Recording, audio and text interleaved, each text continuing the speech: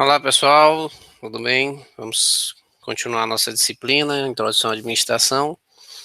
Sou o professor Cláudio e hoje nós vamos finalizar a parte do processo administrativo, que é justamente aquele que resume o que a administração, qual o papel da administração. E esse último processo é justamente o processo de controle.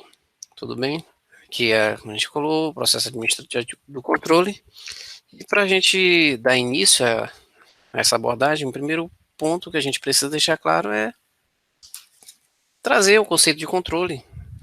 Muitas vezes a gente escuta essa expressão, tem que controlar esses aspectos. A gente chega até a ver em relacionamento, uma namorada muito controladora e tal. Então, o controle a gente está sempre lidando com essa expressão. A gente precisa saber a abordagem que é trabalhada dentro das organizações.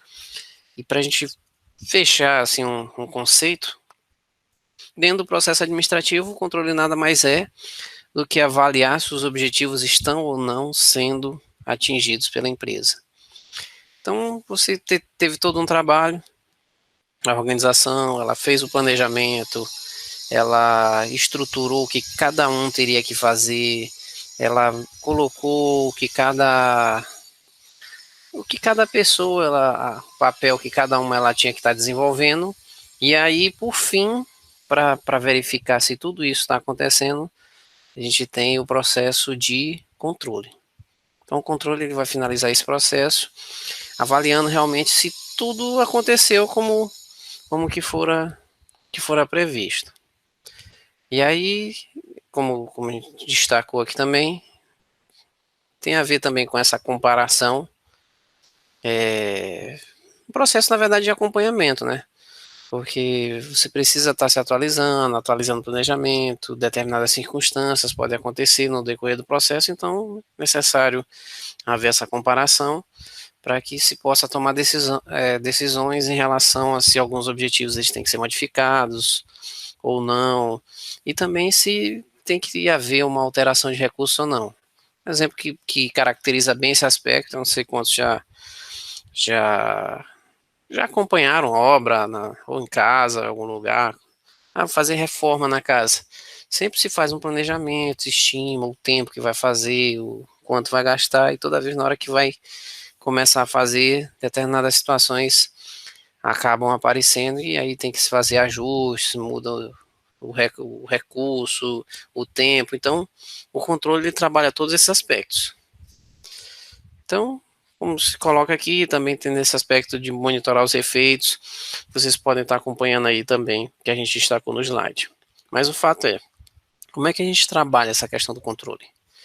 Como é que eu começo por onde? Como é que a organização ela começa? Como é que ela estrutura? Então, o primeiro ponto que se deve destacar é essa questão das etapas. As etapas na hora de desenvolver o processo de controle. Então, as etapas que a gente tem pelo menos essas 4 etapas, estão destacadas: o estabelecimento dos padrões, monitoramento do desempenho, comparação do resultado com o padrão, medidas corretivas. Estabelecimentos dos padrões. Ora, para você controlar, você precisa ter um parâmetro, né? Então, se eu digo que uma pessoa é muito alta, eu tenho que ter um parâmetro de altura.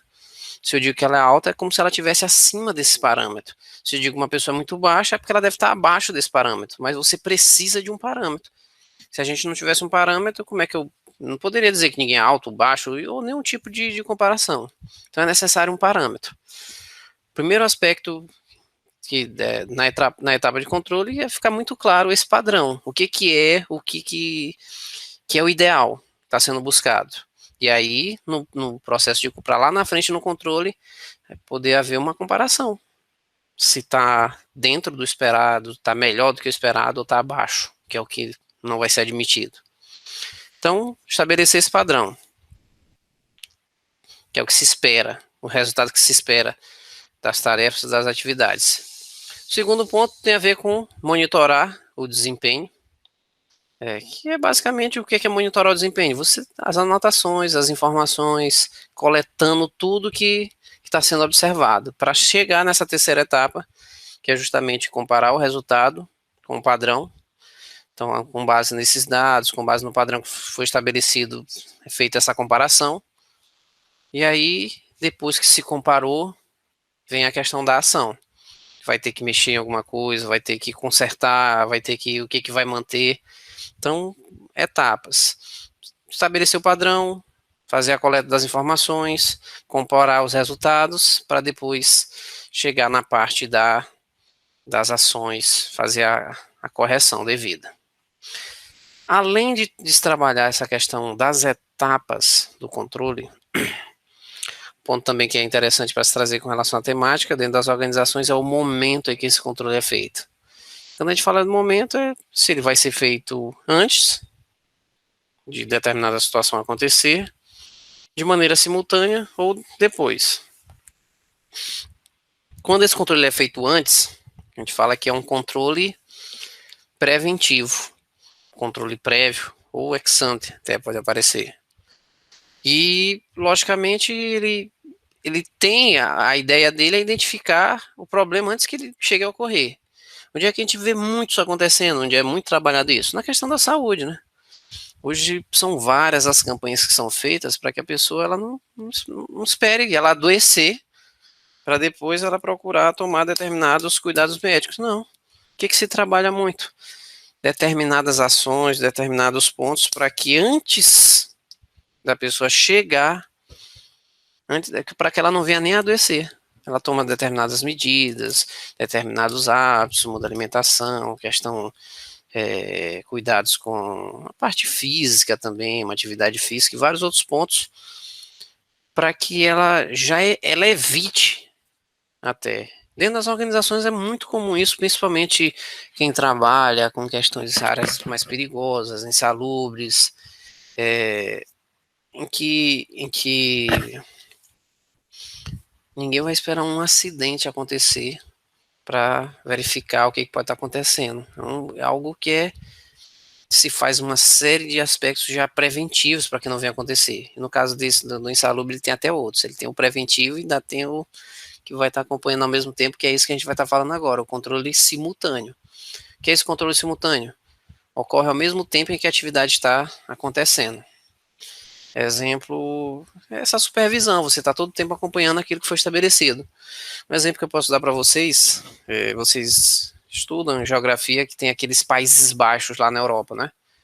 Bélgica, Luxemburgo e Holanda. Tem uma tia que mora na Holanda, e aí vendo um documentário em relação à Holanda, o pessoal fala em Países Baixos porque realmente você tem países ali que eles estão abaixo do nível do mar.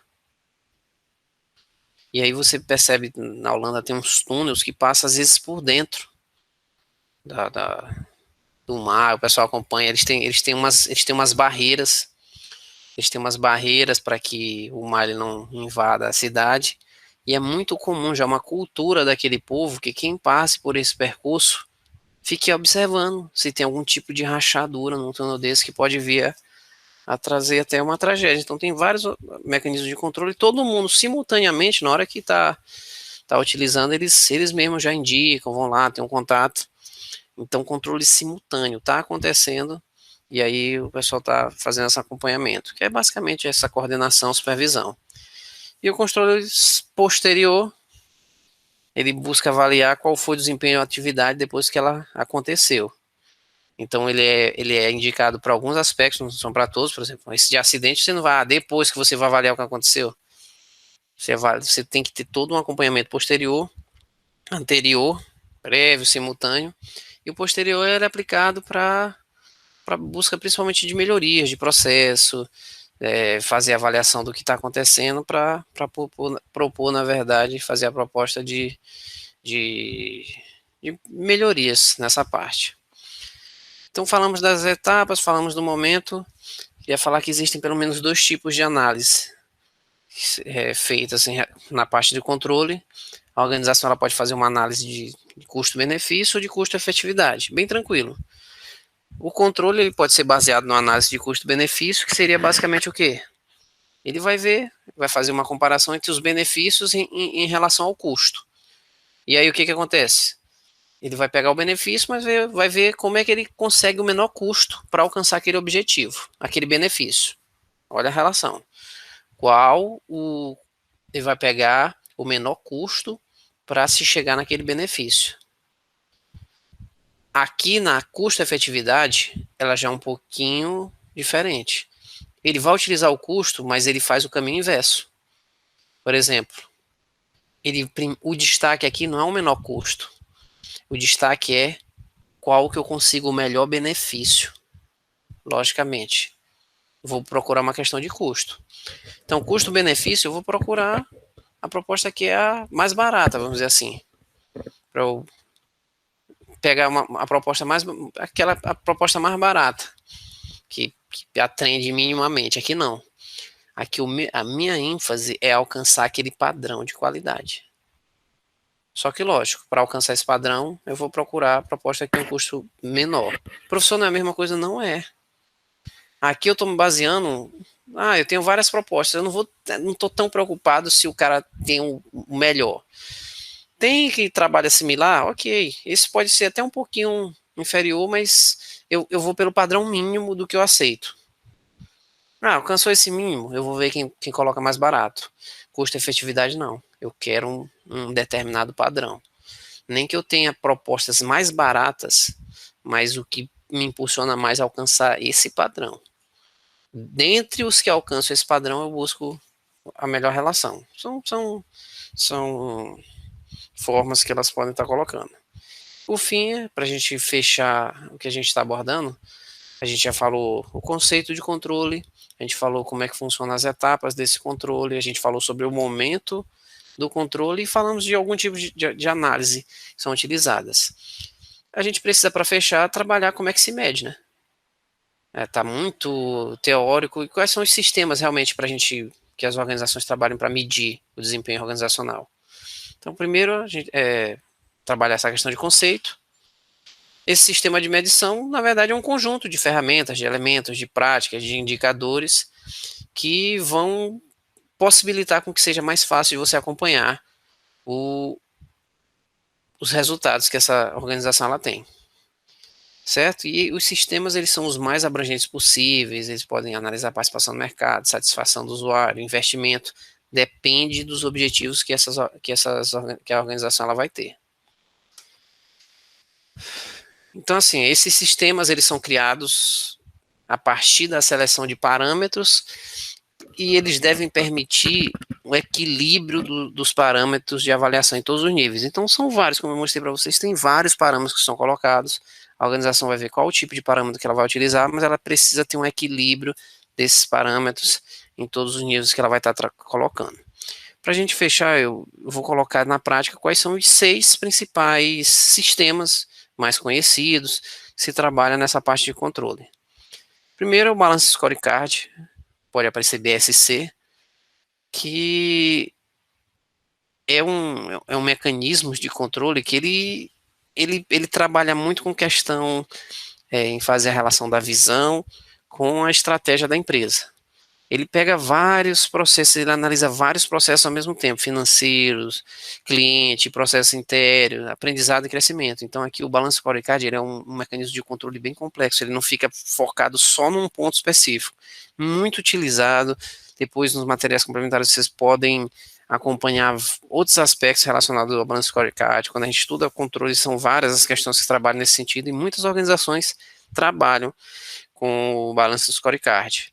Então, é um ponto bem trabalhado, bem utilizado nas organizações, tem uma visão abrangente. O sistema Smart, ele é mais focado para cliente, traduz a estratégia orientada para o cliente, com foco financeiro, mercado, satisfação do consumidor, flexibilidade.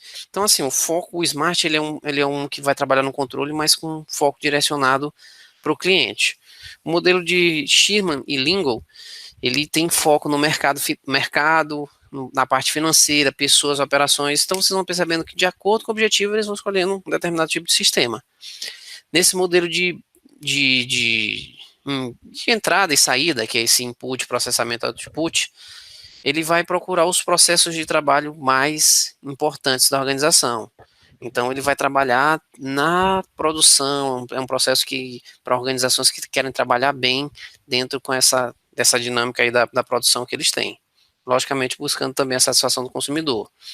Os outros dois, qualidade e lucro, ele vai trabalhar processos e elementos voltados para a questão da qualidade. né, fazendo essa relação com o lucro, e a mensuração baseada em benchmark, ela não tem um foco